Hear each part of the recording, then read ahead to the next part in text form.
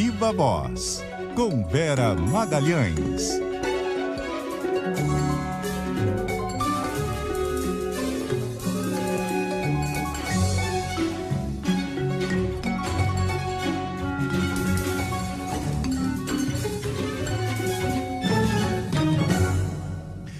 E aí, Vera?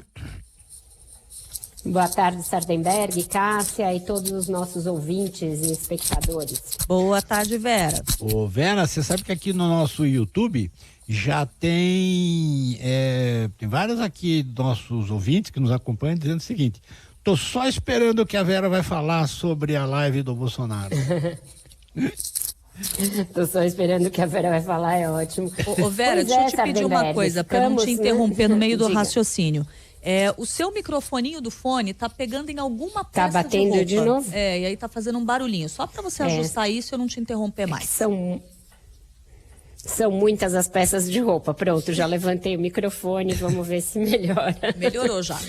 Cássia, Sardenberg, vocês assistiram a live, o nosso público também. O presidente montou toda uma parafernália dentro do Palácio da Alvorada, a palavra é essa, com 2 telões enormes. Fez também uma logomarca para esse tal voto impresso, auditável, que tem até um garotinho propaganda, que parece o ex-prefeito Gilberto Kassab, por sinal.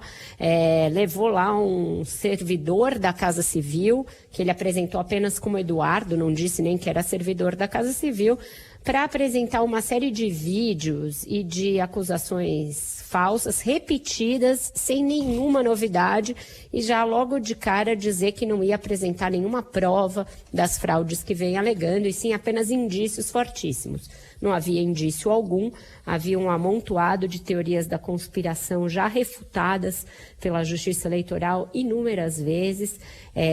Uma delas diz respeito a uma suposta fraude numa cidade no Maranhão de 2008. Isso também já foi desmontado por sucessivas comprovações da Justiça Eleitoral.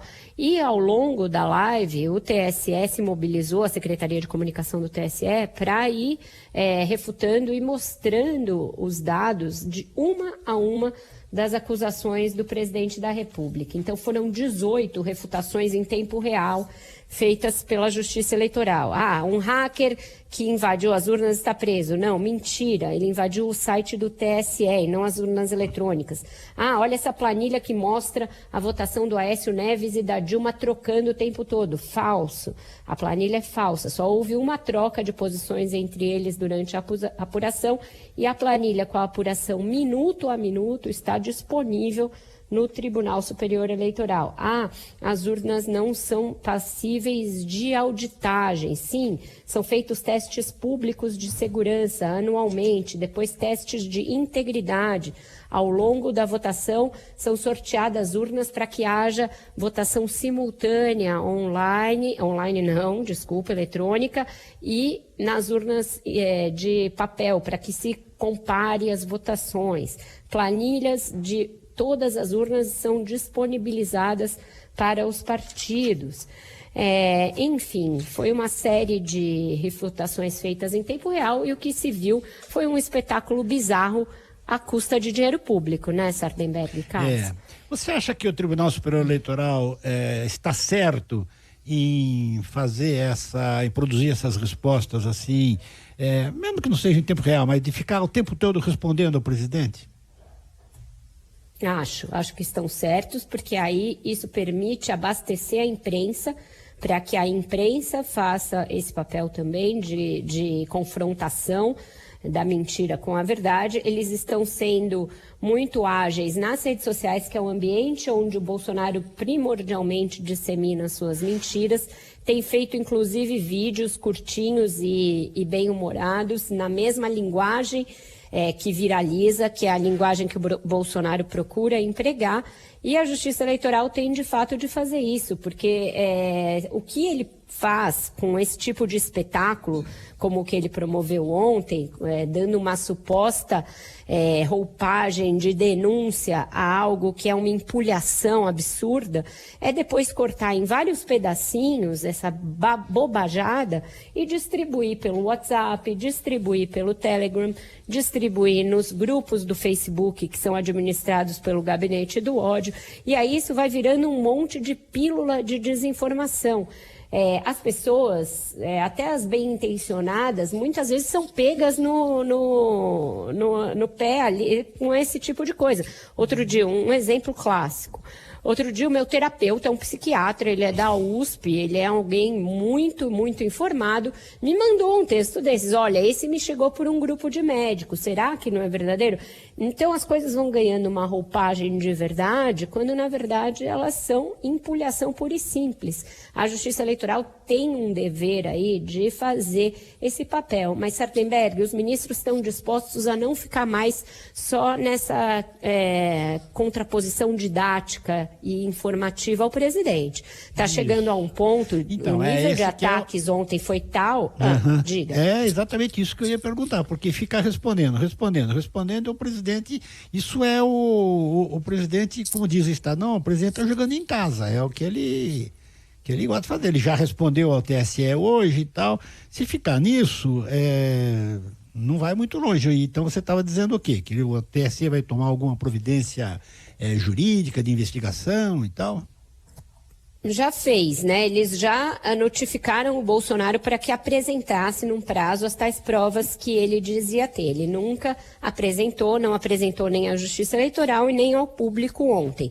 Então, isso poderá dar origem a mais um inquérito em relação ao presidente, além dos que já correm no Supremo. Então, nesse caso, Supremo e TSE jogam muito casados. O ministro Alexandre de Moraes, lá no Supremo, já compartilhou com a Justiça Eleitoral as provas dos inquéritos dos atos antidemocráticos e do inquérito das fake news. Então, tudo isso pode abastecer uma grande investigação de produção de notícias falsas, tendo como objetivo tumultuar o processo eleitoral no ano que vem. Então pode dar origem a mais um inquérito, e aí eu não sei se na Justiça Eleitoral ou no Supremo, de tentativa de tumultuar o processo eleitoral. Nos Estados Unidos isso também aconteceu. O Donald Trump tentou que o Procurador-Geral da República, por exemplo, embarcasse numa denúncia prévia de que haveria fraude nas eleições. A Procuradoria-Geral da República de lá nunca embarcou. E ele dizia, você faz isso e eu faço o resto. E nunca o establishment político institucional dos Estados Unidos foi com ele para essa aventura. Aqui a gente já vê vários braços desse establishment corrompidos e levados para isso. Os militares já estão embarcados. A gente viu pela manifestação do general Braga Neto.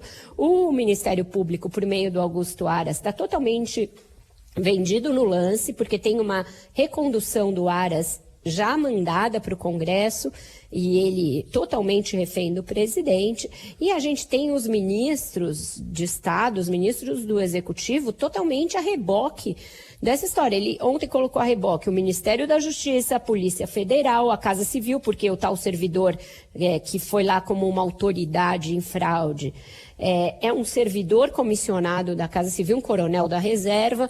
Então, o establishment já está a reboque de uma narrativa falsa, eleitoreira, e usando muitos instrumentos públicos para falsear informações e para fazer campanha antecipada. Porque é disso que se trata. Esse não é um assunto de governo. Ainda que houvesse uma fraude eleitoral, não seria um assunto de governo, é um assunto político-eleitoral que o presidente está usando o palácio, usando o telão público da presidência, usando o recurso público para produzir vinheta e logomarca, e usando ministros e estruturas de Estado para apurar coisas que já foram checadas e que são falsas. Então, é muito grave. E é crime eleitoral. crime eleitoral, crime de responsabilidade, porque diz a Constituição no seu artigo 37 que você tem que seguir os princípios da administração pública, e um deles é o princípio da impessoalidade. O presidente está usando a máquina pública em benefício pessoal, isso é inequívoco, isso é escancarado. Então tem vários crimes sendo cometidos simultaneamente aí, em várias esferas, criminal, crime de responsabilidade, crime eleitoral. E eu acho que cabe às instituições darem uma resposta mais assertiva a isso. Você tem razão. Além dessa parte didática e informativa que eu acho que está sendo bem feita, cabe aí uma resposta institucional mais incisiva para que essa palhaçada não fique até o dia da eleição no ano que vem, né? Vera Magalhães, muitíssimo obrigado, Vera. Até a semana. Até a semana que vem, gente. Um bom fim de semana agasalhados aí para vocês. Até mais, Vera. Até mais.